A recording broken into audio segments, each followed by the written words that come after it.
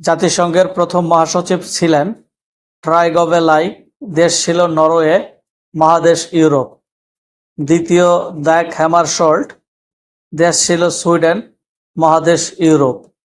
জাতিসংঘের তৃতীয় মহাসচিব ছিলেন উথান্ড, দেশ মিয়ানমার, মহাদেশ এশিয়া। চতুর্থ ছিলেন কোর্ট ওয়াল্ডহেইম, দেশ অস্ট্রিয়া, মহাদেশ ইউরোপ।